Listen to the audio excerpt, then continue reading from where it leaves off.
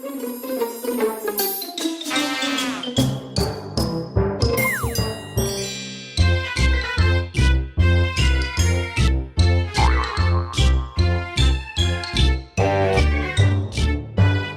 everybody, welcome. This is WRMN 1410 AM in beautiful downtown Elgin.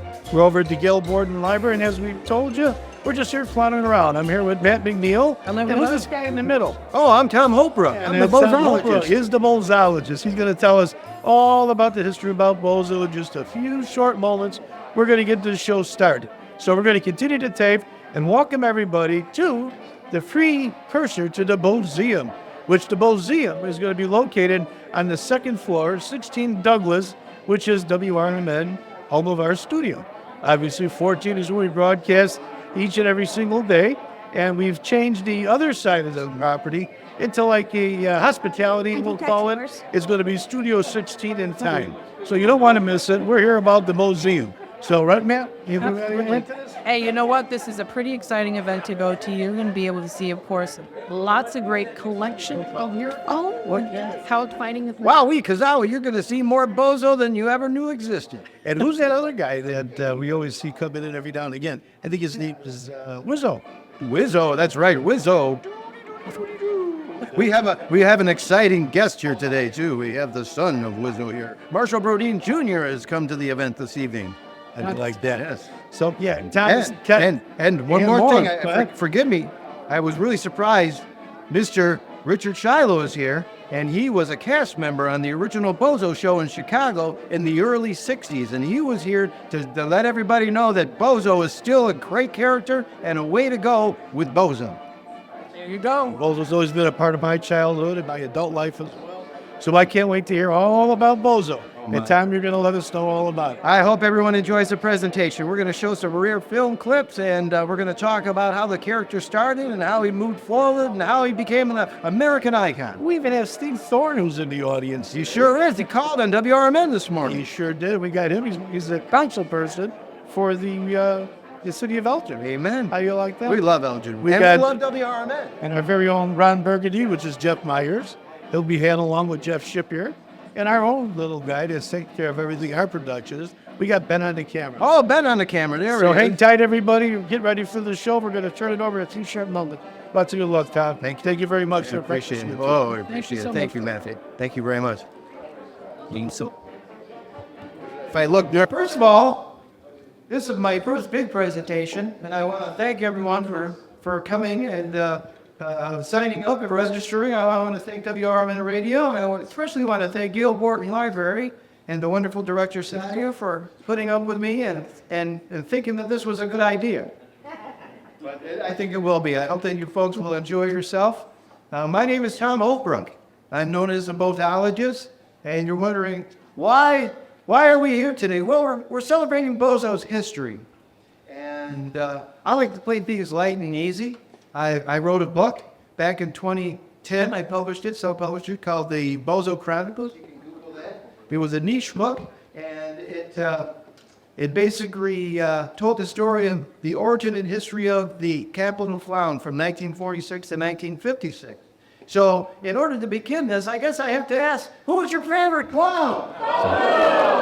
But I couldn't hear you. You guys would be a lot louder than that. I know you can be louder than that. I can hear you breathing. Who was your favorite clown? Bozo! That's awesome. Bozo has been around for 78 years.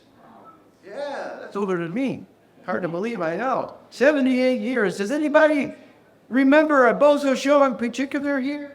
Does anybody remember? Maybe Chicago. Not Chicago. Oh, the original Bozo. Well, a lot of people might think that the original Bozo was from Chicago. Well, the original Bozo actually was from Capitol Records in 1946. And the character was portrayed by the great Pinto Colby. And the character looked similar to this. As you can see, here's a paint book from the 1950s. It showcases Bozo's face on the cover. The artwork was done by Mr. Fred Rice for Capitol Records. And inside was a lot of fun pictures of Bozo that kids could color and have fun with it. And that image was a personification of Bozo, but is actually a swipe from a world famous clown who worked with Ringling, known as Lou Jacobs. Bozo's image was actually kind of stolen from Lou Jacobs from a 1938 image from Life magazine. Originally, and there's a gentleman here who has brought some of the record readers with him. And, oh, he's right here in the front row. Goodness sakes. Let me see some of those there. The second building you have there. My plant is kind of like Measy, so there's no stress. You're going to hear a lot of blah, blah, blah. And you're going to hear a lot of facts as they try to tell you how the story started. In 1946, Capitol Records was thinking about creating a children's record library. And they were lucky enough to hire a man by the name of Alan Livingston. And Livingston was hired to create a children's library of records that kids could listen to. And so he took on the job, and luckily for him, there was a contract player within the midst of Capitol Records by the name of Pinto Colvig.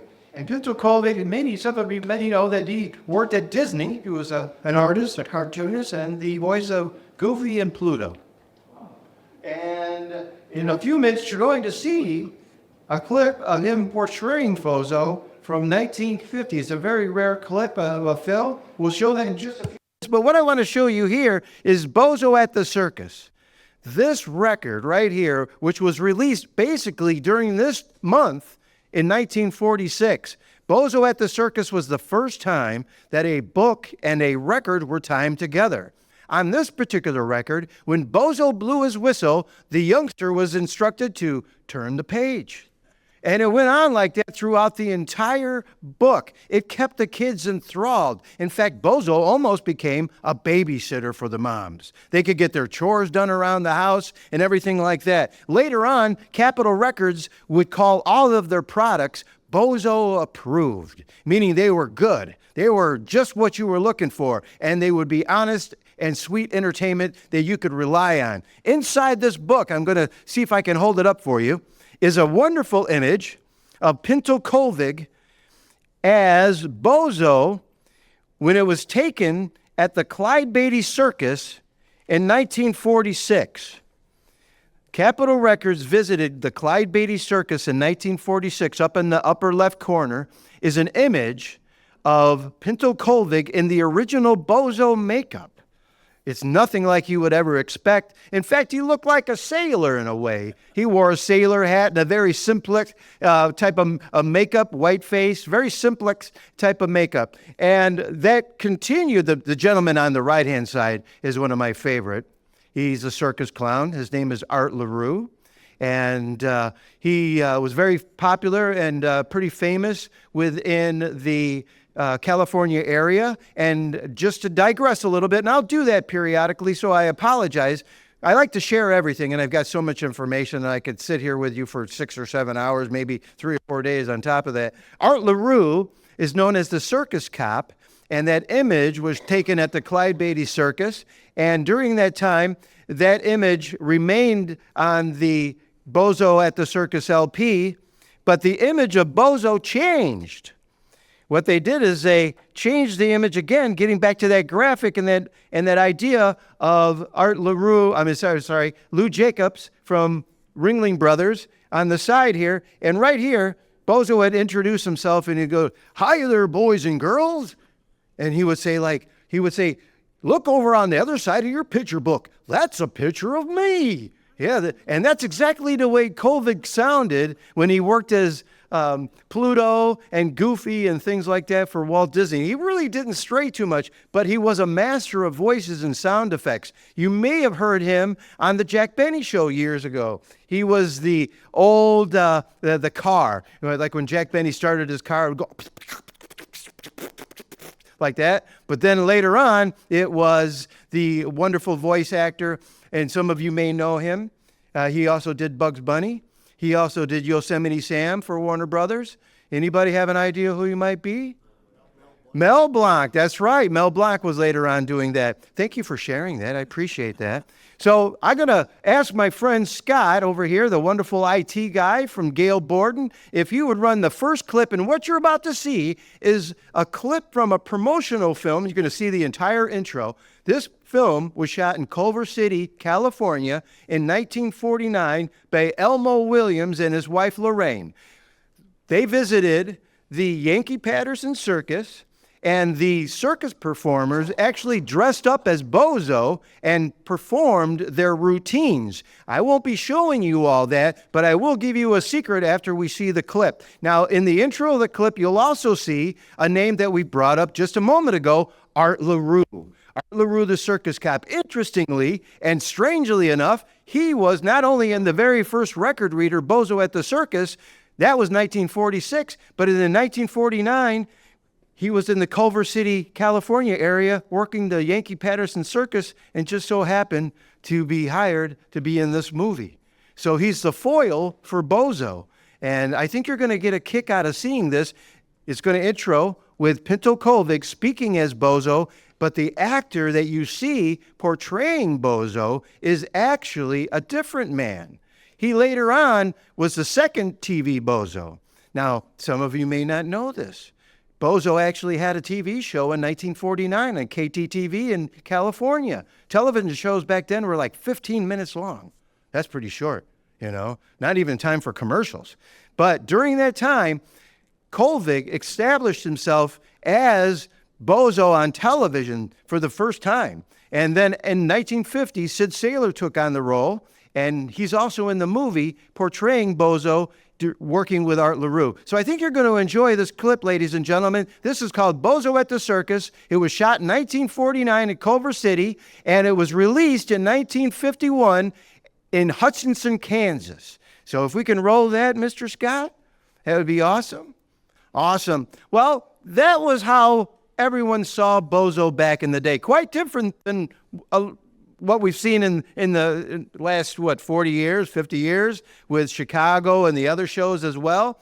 And that continued with Bozo's popularity, and many record readers, as the Bozo at the Circus, they were released every year, and the popularity of Bozo grew so well that he was in the top 5 or 6 in the Billboard charts for children's records, which was pretty good, selling millions and millions and millions of copies. Let me see one of those others that you brought in there today, sir. I only brought a couple with me, but you seem to bring all of them. Let's see, you got Bozo Under the Sea. This is a fun one. In this particular adventure, and I'll just hold you another second while we're going to show you another clip. In Bozo Under the Sea, that came out around 1950. And Pinto Colvig was, again, the voice of Bozo the Clown. And in this particular record reader, as it says, he was in the sea, he was in the ocean talking with fish. And Pinto did all the crazy voices for the fish as well when he was working as Bozo. And it'd be whenever you heard the bubbles rising up from his oxygen tank, the young child would be instructed to turn the page. And that was pretty interesting back then. This was a dual record set on 78s. Does anybody remember 78s? Oh, they do? No one wants to hold their hand up. Yeah, 78s were something, I'll tell you that. Then, as Bozo's popularity grew, Bozo went on television, as I said, on KTTV in California. And then Bozo and Capitol Records had a great idea to create a television pilot. This television pilot starred an individual by the name of Gale Lamb. He was a wonderful comedic actor. And with RKO, he had a run of shorts, kind of like the Laurel and Hardy shorts that were done by Pathé or something like that. And he was very popular in his own right. But in this particular clip, we're going to see the intro to the show, and we're going to learn about Amy and her pal Bozo. And Bozo is portrayed by Gale Lamb. Interestingly, Gale Lamb also portrayed Clarabelle on a very popular show. Does anybody remember what show? What was that? Howdy Doody. Howdy Doody, that's right. He was Clarabelle for one episode. He was so slender that the kid said, hey, wait a minute, that's not Clarabelle. And I guess there was a contract dispute with Bob Keesham, and Keesham wanted probably more money. And so they put Gale Lamb in the role for one episode, and when they introduced him, the kids were like, we don't think so. The kids are a lot smarter than I look, I'll tell you that. So we're going to run a clip, Mr. Scott, if you could, please. This is a a TV pilot that was shot by Hal Roach Studios. That was from Hal Roach in 1952, and it was popularized on the television show Masterpiece Theater that ran on there in various marketplaces. But like everything, being a television pilot, it was accepted, just kind of lukewarm in a way, and really never got out into the public, or it was well known. It was shelved for many years, and that particular film I was very lucky to find a copy of. I'll tell you a little story about the first film that we saw, Bozo's Circus, with Pinto Colvig speaking as Bozo, and Sid Saylor portraying the role with Art LaRue, the circus cop. I used to walk around the toy shows and the collector shows holding up a sign that said Bozo. And one day the guy said, "Hey, come over here, Bozo." So I walked over there and he goes, I just got a bunch of films from an estate and one of them is marked Bozo Circus. Are you interested? Well, who wouldn't be if your name is Tom Holbrook and you're known as the Bozologist? Of course you're going to be interested. So I come up with a price for him. He sends me the film. And lo and behold, I receive it. I start reeling it off and see what the film is, and I just about gasped because the film was not known at the time, or it was known, I should say, but it hadn't been found, hadn't been seen in over 50 years. So interestingly, I was able to contact Mr. Elmo Williams, who wrote and directed the movie with his wife, Lorraine Williams. They went to the Culver City area and worked with the Yankee Patterson Circus, as I said, and they shot 60 cans of film. That's a lot of film. I asked Elmo what happened with all that film because it was edited down to make the 30-minute movie. That 30-minute movie, again, like I said, it debuted in Hutchinson, Kansas in 1951. It traveled across the United States and into Europe and other parts of the world, and it was very popular. What would be used for, that film would be used for, is they would show it at a theater and they would have a little parade over to the record store and Bozo would sign photographs and such like that for him, for all the kids and such. And they gave away paper masks back then to all the kids. These paper masks were very popular. There's one right here. The kids would put it on and, scare the neighbors or the dog or something like that. On the back of the mask, let me turn it over here. On the back of the mask were various advertisements for Bozo products, Bozo records, various Capitol Records pieces. This artwork was created by Fred Rice at Capitol Records. This is the original artwork for the mask, which was actually a display that they had designed. And Fred had the wherewithal and the mindset to say, hey, you know what? That would make a fun mask for kids. So Capitol Records produced the masks by the millions and gave them away to kids. And they show up periodically online. They're a fun collectible, I'll tell you that. I love finding them when I was able to. I have a couple in the collection at the Bozeum, which will be seen in Elgin. And we have a wonderful sponsor, WRMN. But Bozo's popularity continued with Capitol Records until 1956. There was sheet music. Here's Bozo's song. And I'll regale you with a few of the lines from the song. And you heard the title track on the movie, and Bozo would sing, I am such a funny clown. I like to travel round and round. The circus is my home. I always seem to roam. In my rocket ship I'll soar. I'll explore the ocean floor. I'll have you know I never go unless you come along. Bozo, Bozo, always laughs, never frowns. Bozo, Bozo, Bozo the clown. How about that that's a good song. You guys are wonderful. Well, I was very lucky in my collecting, and you're going to see a lot of treasures up here. And one of the people that I was able to meet was Mr. Fred Rice. Again, I showed you the mask artwork. Here's the artwork that he created for a wonderful record called Bozo Sings. And here we have the record. 78s again, clay pigeons. This one is signed by Pinto Colvig back in the day. Yeah, this one, Bozo would make the appearances at record stores and everything like that. I met a man a couple of years ago. His name was Jack McGuire. He lived in the Wheaton area. And in the summer of 1949, he was in college in Monmouth, Illinois. He was hired by Capitol Records to portray Bozo for the summer of 1949, making personal appearances at record stores, toy stores, all kinds of places like that. Interestingly, he only had one photograph to share. And you can see that when you come and visit the Bozeum. He was a wonderful man. He's passed away, but he was very kind to share the story and everything. And if you look him up, you can Google him. His name is Jack McGuire. You might find his blog, and you'll find the image that was of him surrounded by a bunch of kids, and he's wearing his full Bozo regalia. Now, as Bozo continued, in 1956, Capitol Records was like, well, we're a record company, and so far Bozo has taken us into movies, into television, into product endorsements, into toys and games and puzzles. Inside the case here, you'll see a number of things that are Capitol Records related, like the brass bank that was made by the Abbotswares companies in the 1950s.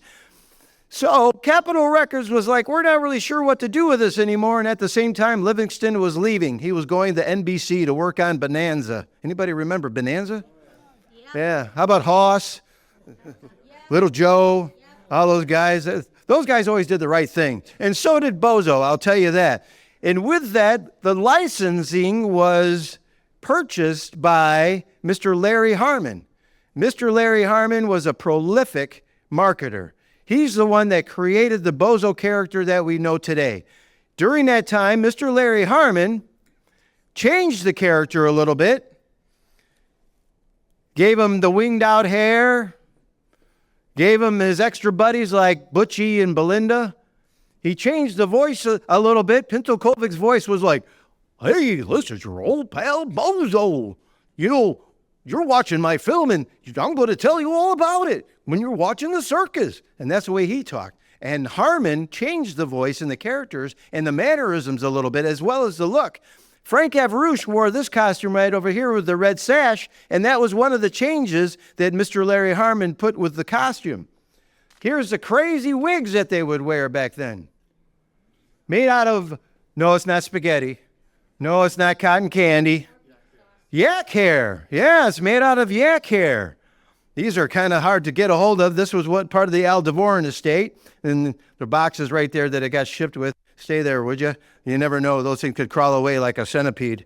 But Mr. Harmon marketed the Bozo character all across the United States. Does anybody remember Willard Scott? Willard Scott was one of the very first Bozos for Larry Harmon. That was in the Washington, D.C. area. Interesting. Here's another fun story I love sharing. The very first Bozo that Mr. Harmon hired was Pinto Kovic Jr., or Vance Kovic Jr., the son of Pinto Kovic. He had already had a show on KTLA television, and KTLA had the license for Bozo, and, well, we'll take him out of that clown getup and put him in this clown getup, and he portrayed Bozo for many years on KTLA. With that, other television stations jumped on the franchise, and Mr. Harmon teamed up with Ted Tickton and J-Arc Industry and created the wacky and crazy cartoons that they would run. With that cartoon package, Mr. Harmon had a viable marketing resource to offer stations, and they were looking for format. They were looking for a plug-and-play situation. Now, they could either buy the cartoons on their own and run them, or they could license and have the weatherman or the news media man or even Marshall Brodeen Jr. over here, who could actually be dressed up as Bozo and portraying the clown for the television show. Yes, ladies and gentlemen, some of you may remember the Chicago show very fondly. And I'm going to digress here for a minute because one of the most shows ran for 40 years, and that was in Chicago. And we have a wonderful young man here. He's known as Marshall Brodeen Jr. He's a magician of his own rights. And maybe you remember Marshall Sr. and his portrayal of the Wizzo character. And Wizzo was very popular back in the day. He had the Stone of Zanzibar. He had the wacky mustache. He had the curly shoes. And what would he say? Doody, doody, doody, doody, doody, doody, doo. And he would do the magic. And he was wacky like that. Yeah, Mr. Theobald's got an image right here of Wizzo, the wacky wizard. Let me hold that up for everybody. There we go. I just want to pay homage to a great man, Mr. Marshall Brodeen, whose TV magic sets in... Yeah, Marshall Brodeen. He influenced more magicians than Harry Houdini. Thank you, Mr. Theobald, for bringing that. We appreciate that. Fantastic. Now, when you come up and look at all these tchotchkes and crazy things up here, you'll see Frank Averuce's shoes. Can you imagine jumping around town with those? My goodness sakes. These were actually worn by Frank Averuce when he traveled Asia for the UNICEF people, and they were also screen worn. I received them directly from Mr. Averuce as well as his costume. You'll see a Parker Brothers board game with Mr. Averuce on it. And then we get into, and Averuce started in 59 in Boston. And that show was very popular, very popular. It had a number of players. One performer in particular you might know as another American icon. See, initially, when Frank Averuce had the show, there was one bit player that worked with him. His name was Carol Spinney. Later on in life, he changed his name to Ed Spinney. Now, on the show in Boston with Frank Averuce as Bozo, Carol Spinney performed as Grandma Nellie, who was Bozo's grandma. He performed as the kangaroo who liked to box. He was Mr. Lion, the fastest draw in the West. And I'd like to show a little clip, if you have it, Scott, of Frank Averuce as Bozo. And I hope you enjoy it. But I'm going to let you know that Carol Spinney, when he changed his name to Ed Spinney, went to go work for a wonderful, highly imaginative, very creative puppeteer. His name was Jim Henson. And you might know Carol Spinney or Mr. Ed Spinney better as Big Bird or Oscar the Grouch. Now, that was Frank Averuce as Bozo the Clown in Boston. He started in 1959. The show continued for about 17 years. He was very popular. He was also a very popular entertainer in the Boston area. But along with Frank Averuce's show, when you come up here to look, you'll see Bozos from New York, Bozos from Grand Rapids, and from Ohio and such. But the most popular show, it has to be the Chicago show. Yes, WGN show, the three-letter, the world's greatest network, or the world's greatest newspaper as it was known because it was owned by the Tribune Company. And we had an actor by the name of Bob Bell who stepped into the role of Bozo the Clown. And I think basically he was brought on by Don Sandberg. When they left the Ohio marketplace, they came together. In fact, when WGN hired Don Sandberg, Don said, well, if you're going to hire me, I want you to hire Bob Bell here as well, and Wally Phillips as well. They hired all three of them, and Wally then left later on, but Bob Bell brought on the role as Bozo the Clown. Initially, when the show started, Bozo was not on the show. There was a snafu. It's told that maybe his wig didn't arrive or something like that. But when Bob Bell did make his appearance, it was pretty exciting. It was pretty exciting. And the charts were off the roof. I'll tell you that. The show was an amazing hit. And Don Sandberg then had the wherewithal to say, hey, wait a minute. We have Bob Trendler's Big Top Band. They're on salary. We should bring them on. And boy, did that dramatically change things. Yeah, you had the Big Top Circus Band. You had all the performers. And then you also remember maybe Don Sandberg and Ray Rayner. Who remembers Ray Rayner? Well, Ray Rayner was also Oliver Oliver. There he is right there. What a wonderful performer. Oliver Oliver is right. That's right. I remember one of the Ray Rayner shows. Ray taught us on his show how he molded his nose with putty and how he made his wig out of fake fur.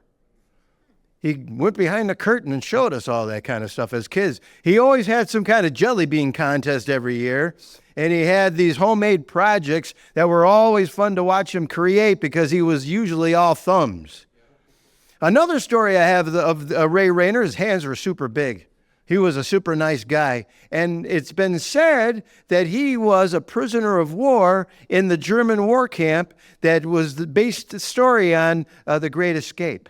So that's a little bit of information in regards to Ray Rayner back then. But Ray Rayner brought on television with Sergeant Pettibone and ran the Dick Tracy cartoons. And he had some wonderful puppets that were created by Roy Brown. Roy Brown was Cookie the Clown. What a wonderful man. What a wonderful heart. He was almost more popular than Bozo, I'll tell you that right now. In this photograph, you'll see Don Sandberg. That was Sandy the Clown. A lot of people say Sandy the Tramp. He is known as Sandy the Clown. And Sandy the Clown never spoke on camera. But he really was speaking. They just didn't have him mic'd. He was the producer and director of the show. And we have an individual with us this evening. I'm very pleased to present this gentleman. He's a friend of my family. He knew my Uncle Emil for many years. They worked in the Hiawatha pageants here in the Fox Valley for many decades. He was known as Richard Shiloh. He was a floor director on WGN. He worked with Don Sandberg, the producer and director of the show. And as he worked with Don Sandberg, they created a character by the name of Monty Melvin. Monty Melvin only was on the show for a couple of years. And the actor, the great Dick Lubers, is known as Richard Shiloh now. And he and his wife are here this evening. And if you would please, Richard, would you stand for these gentlemen and ladies so they can give you a round of applause? Here he is with his shillelagh. We're very honored to have him here today. It was an unexpected blessing to have him here. We've been meaning to hook up many times, and I'm blessed to have you here. Thank you very much for attending. I truly appreciate it. Now, to let you know, the characters in the Chicagoland area made a lot of appearances. Here's Ned Locke making appearances at a department store. He was signing autographs and taking pictures as they were selling Bozo t-shirts. And the Bozo t-shirt graphic is right down here. It was a "Hey there, kids." Very colorful. Interestingly, it was printed in these Dayglow colors. Well, you can see that a couple of miles away. Can you see that, Elliot? That looks pretty good, huh? I know. How about that? That's fantastic. As they continue to make appearances, Bob Bell did not like to make appearances out and about. So the Al DeVoren Agency hired actors to portray Bozo, and those actors would wear the traditional red costume that Bob Bell was wearing back then. Bob Bell, when he first started on WGN as Bozo the Clown in 1961, wore a red costume up until 1969 or so. Very interesting, huh? That shows up on camera, I'll tell you that. There you go. WGN had a lot of fun giveaways as well. Whoever received a Bozo button when they went to the show or seen a Bozo button? Yeah, that's one of the fun things to get. Here we have a collection of Bozo buttons from way back when. Various images. The only one that never got a button was Wizzo. And we fixed that. We have a Wizzo button that we offer when Wizzo makes appearances for Alzheimer's awareness and fundraising events and such. One of the neatest items that WGN gave away is this paper megaphone. It's extremely rare. Only 2 have ever been found. Guess who owns them? You.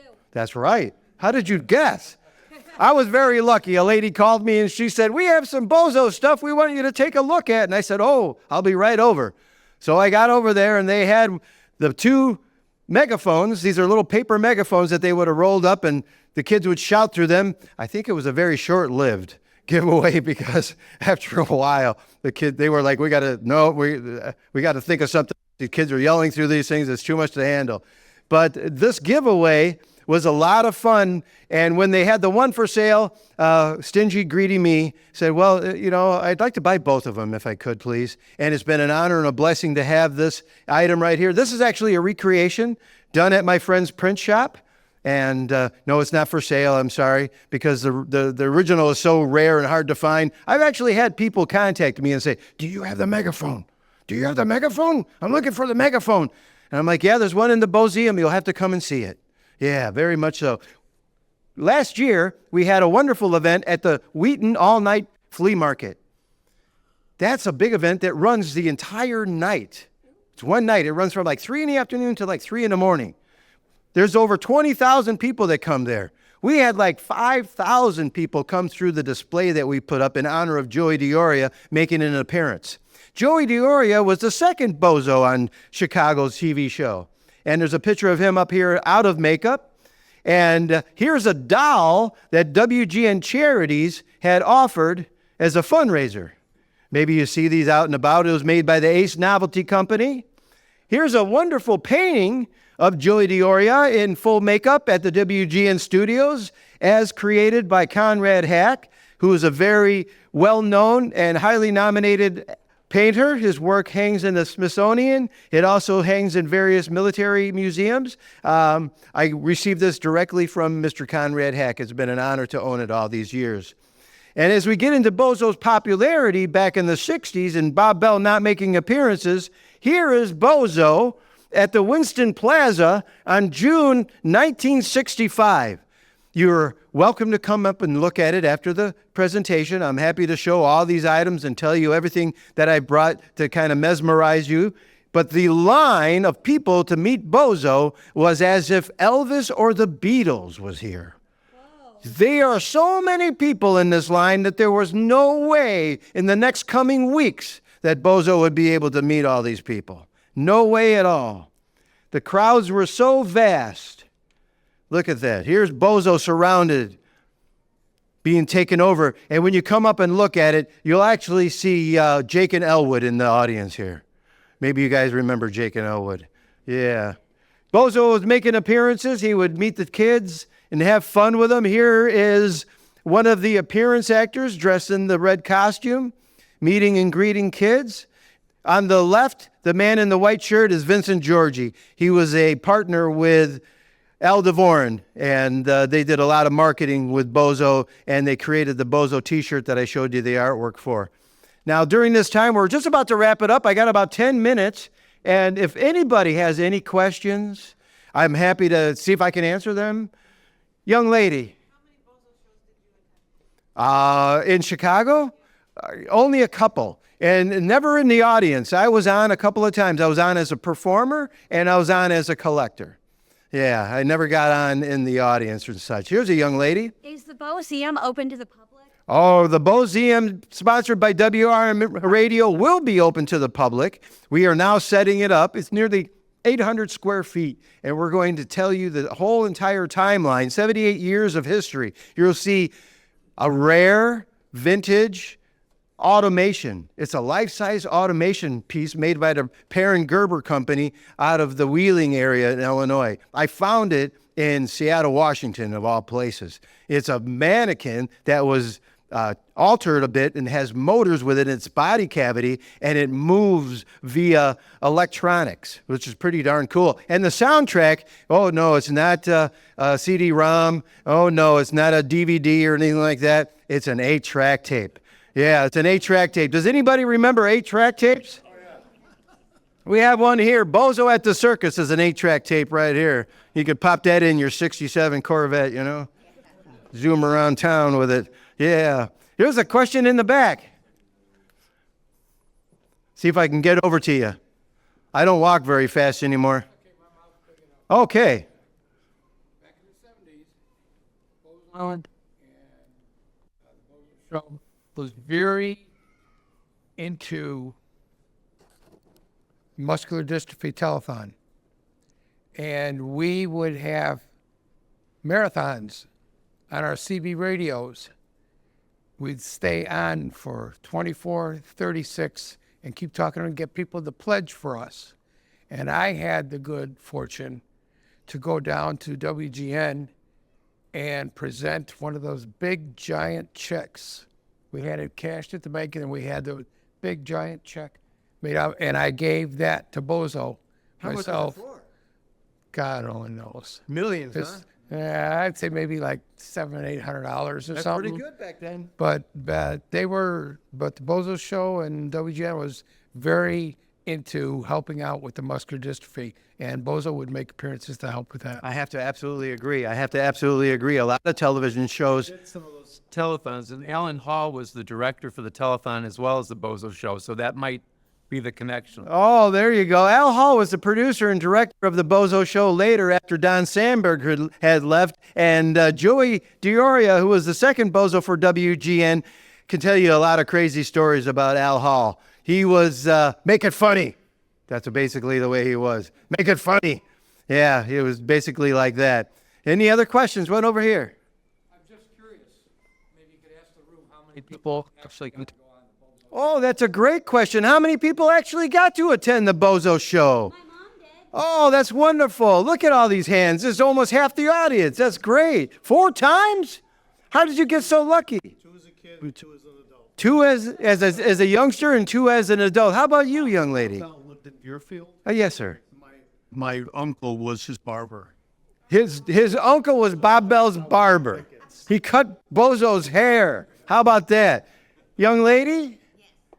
In the early 70s, I had a agent, and I raised dogs, and he wanted me to bring my dogs to the Bozo Circus. So I did, and I was behind the stage with my dogs, and they took the standard poodle, the big white one, out on stage, and Grandma was sitting at the table, and Cookie said, "Grandma, can we take your dog and give it a haircut and a bath?"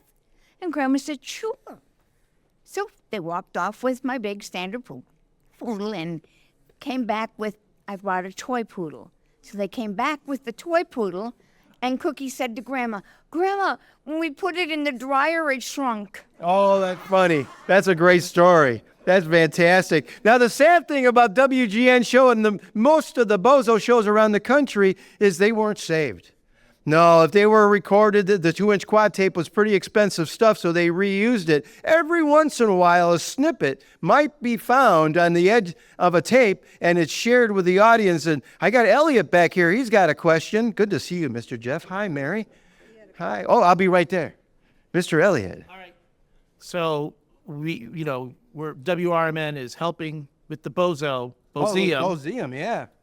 I'd like to know, is there anything that these people here in the audience can do to help support the Bozeum? Oh, that's a great idea. The Bozeum is being run on a shoestring right now. And we just had a wonderful donation of paint that's necessary to decorate the walls, as well as the wonderful sponsor, WRMN Radio, and the Gale Borden Library for helping us with this beautiful presentation.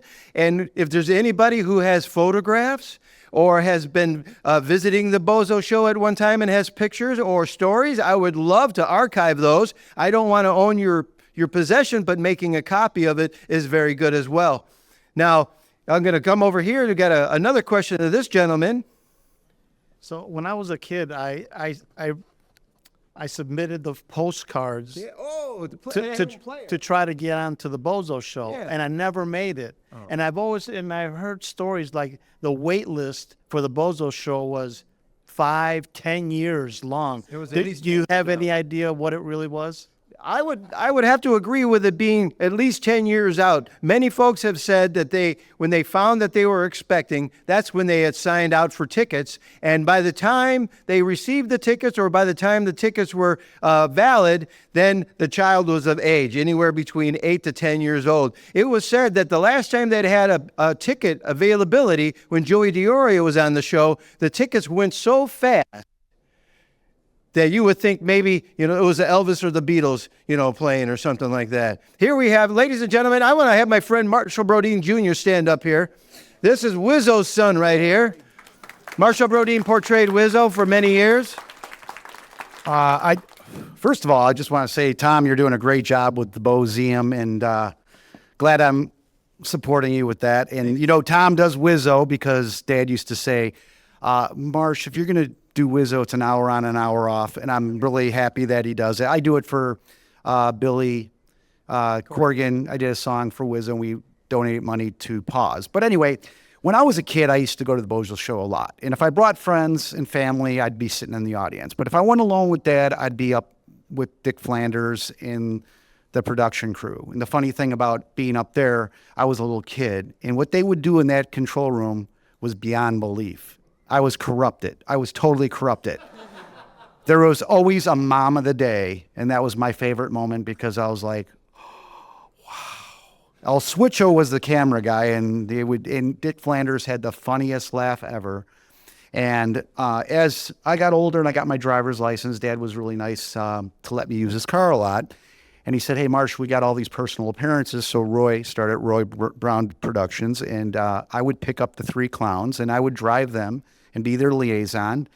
And that being said, I picked up Bozo one time, and he says, I got to stop at a furniture store. And I said, you're going to run into a furniture store with the Bozo costume on? He went in there. He bought a couch in a Bozo makeup and everything. And he used to swear at the moms that weren't watching the road. He's like, they did, he just had a way. Joey was funny. But Was this Joey? Joey, yeah. Joey, would drive, and my dad, and they did a lot of appearances at Woodfield Mall, as you know, and it was like really exciting because a lot of people would show up to that. It was county fairs, Duquesne County Fair. It was unbelievable, and I was able to be on that show with them, Cookie, and I got memorable pictures with my nieces, and and then my dad ended up living in Geneva, so that was really kind of cool. He ended up moving in that way when he met my stepmother, Mary. But it's been a ride, man. It's been a ride. Now, it's really funny. I'm going to tell you my Bozo story. I said to Joey, Joey, can you do me a favor? Can you just write me a letter of recommendation for the company, United Airlines, because they're just asking for a letter from some people I know. And when I got the job at United, they're like, you got a letter from Bozo the Clown? They're like, you're hired. So I get hired, and they're like, we want you to start. You're going to be a RAM serviceman, and the starting day is this day. And I get a call, and they're saying, oh, we made a big mistake. We need you. We're going to have to wait. So like the next day, I get a call, and they're like, hey, would you like to work in the flight kitchen? The armpit of United. I'll tell you one thing.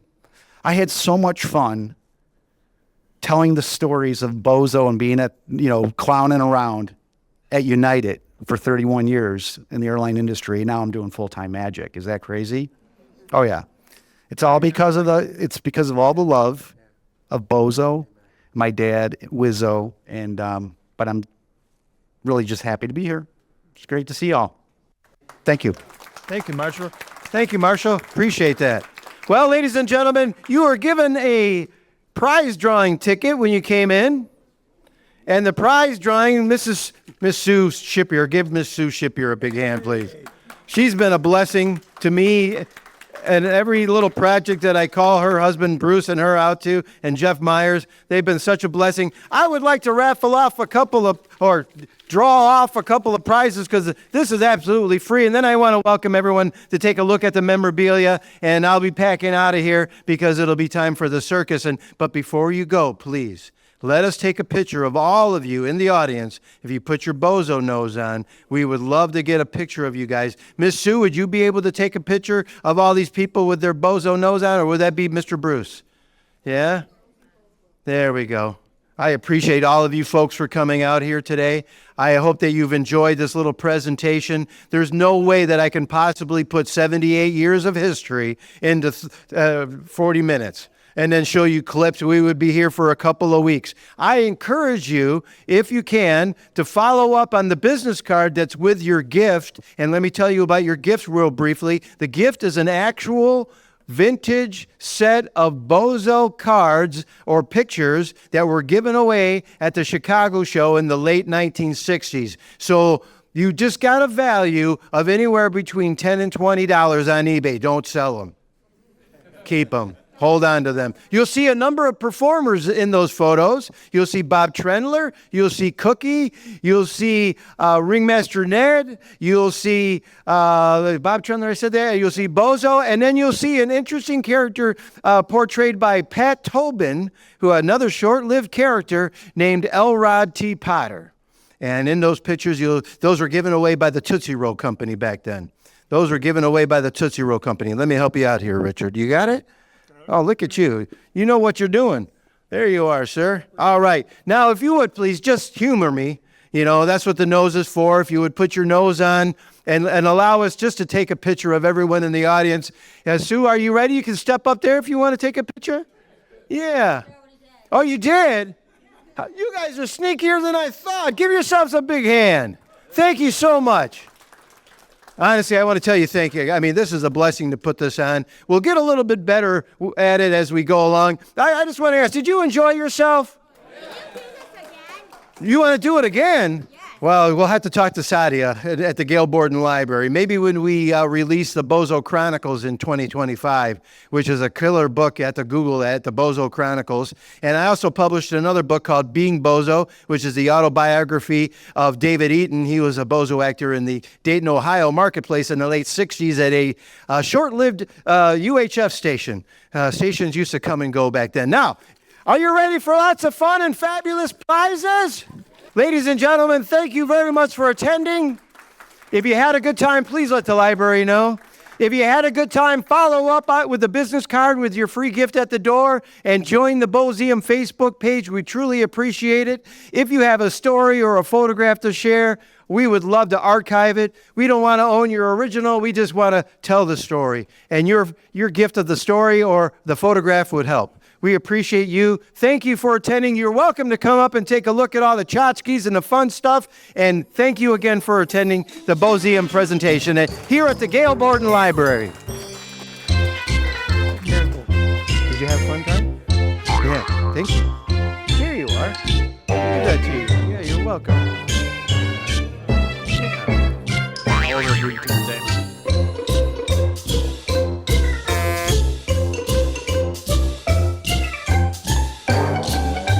All right, I wrote.